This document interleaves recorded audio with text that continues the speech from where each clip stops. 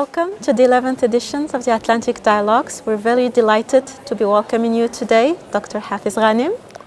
Thank you. I'm delighted to be here. So you're a senior fellow at the Policy Center for the New South, and today we will have a short discussion about food security in Africa, in the region. So recently you have written a paper on Pan-African approach to food security, and given the disruptions that the world has been witnessing recently with regards to food and energy, what is the status of food security in Africa? And more broadly, what are the challenges laying ahead? Well, you know, the FAO and the World Food Programme issue a report called Hunger Hotspots.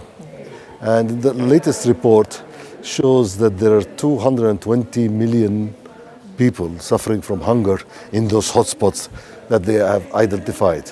Out of those 220 million, 2/3 are in Africa. Yes. And so the continent is really facing a big problem with food security. 1/3 of all African children are stunted. Stunted children never reach their full capacity in terms of physical and mental development. So this is the magnitude of the problem. Now, you ask yourself why. Food security has been improving slowly over time, and now it has become worse around the world. And there are 4 reasons for that. 2 are structural. The first one is climate change. We're seeing more severe weather events, whether it is flooding in some places or it is drought in other places. The second reason is conflict. In Africa, you find that most of the people suffering from hunger are in conflict zones, in the Horn of Africa, in the Sahel, in northern Nigeria, in eastern Democratic Republic of Congo. The third reason is less structural. It is coming out of the pandemic. It is during the COVID period, the logistics for food systems broke up. And that obviously also had an impact. And the fourth reason is the war in Ukraine, the Russian invasion of Ukraine, which led to an increase in world food prices. And that made the situation even worse. Now, I believe also that in Africa, the problems are structural. We cannot just, the problem will not go away when the war in Ukraine ends. It has not gone away when the COVID situation is resolved. We have structural problems.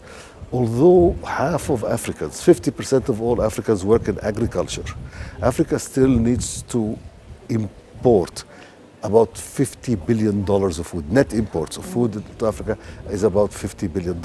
It is the most, it is the region that is most dependent on food from outside. Absolutely. So of course, we need to look at what is happening. Why aren't we able to feed ourselves? Well, agricultural productivity in Africa is roughly 1/3 of the world average. So we need to improve agricultural productivity. If you look at African agriculture, you'll find that we are the region that uses least irrigation. We are dependent on rainfall, so we become more impacted by climate. We do not use fertilizers compared to the rest of the world. It's the region that uses the least fertilizers. And we do not use modern technology in agriculture. So if we want to really deal with that, and I argue that Africa has enough resources to feed itself.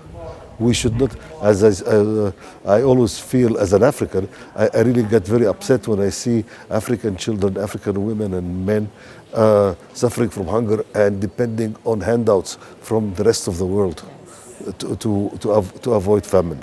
So I think that we can feed ourselves if we work together. We have 54 countries in Africa. They cannot, each country on its own will not find a solution. But working together, we can find a solution. So you've drawn a very wide picture about the challenges, and you talked about the need to improve productivity, use irrigation, fertilizers, and you've given us a hint of the solution, which is cooperation, which leads me to my second question. So how can countries in Africa or in the wider Atlantic work together to address this sort of issue and better cooperate? Well, first of all, we need to have the political will to work together and cooperate. And I would say that we need to operate at five levels. Yes. First of all, trade. We have now the Continental Free Trade Agreement. That should allow food to move from one African country to the other. We should have one African food market. We have seen situations where one African country stops imports or exports to their neighbors. That should end. We should allow the free flow of food products across the continent. That already would help a lot, as food moves faster from surplus areas to deficit areas. Second, since we're going to be a single African market for food, we can do joint regional projects, big irrigation projects. We can develop some food baskets in Africa. We have parts in countries and regions in Africa. Look at Nigeria, look at Tanzania, look at Sudan. We have a lot of natural resources where that can be used to increase food production, and so we can do those regional projects for agriculture. Third area that is very important is I mentioned fertilizers. That we don't. Why aren't we using enough fertilizers in Africa? It's because fertilizers in Africa cost roughly 60% more. We're importing 60% of all of our fertilizers in the continent, and in some of our countries, the prices of fertilizer is double the price in the United States. So why can't we produce fertilizers in Africa? We have here in Morocco, we have OCP that can produce and can build factories across the continent. In Nigeria, we have the Dangote Group that just built one of the largest fertilizer factories in the world. Why can't we replicate that so that the continent becomes less dependent on imported fertilizer? Fourth area is research and development. We need to be using modern technology, modern seeds, modern fertilizers, modern irrigation systems. Now, we cannot just go and copy what is happening in Europe or in the United States. I mean, we can learn from them, but then we need to adapt that technology to the realities, to the type of soil in Africa, to the type of weather in Africa.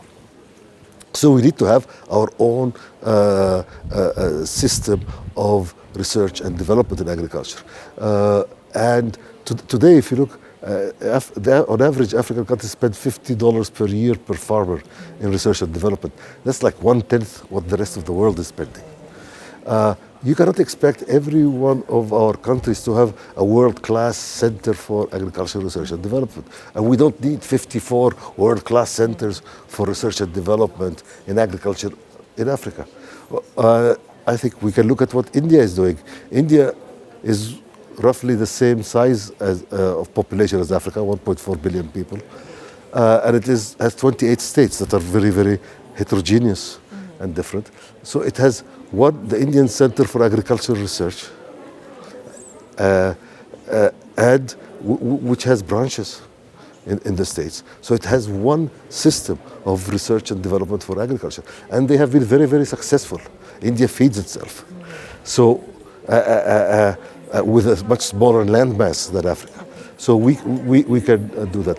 Fifth and last, we need to make a system of financing available in case of shocks, so that every time when there is a shock, a small African country that needs financing to import food does not need to go to the world market and so on. We have the African Exim Bank. Why don't we use them? put in place a facility for, and I think they already have plans for such a facility. Let's develop that. So those are the 5 areas for cooperation to achieve food security on the continent. You obviously, this requires political will and a will to cooperate. And I have to say, we also need political will to end the conflicts on the continent. As I said before, the areas where there is most hunger are the areas where there is conflict. So we need also political will to end all conflicts in the continent, whether it's in the Sahel, in the Horn of Africa, in northern Nigeria, or in eastern DRC. Yes, you've highlighted very important points that we should keep looking at. So thank you again very much for your time and expertise, and we hope to see you again soon. Thank you. Thanks. Thank you.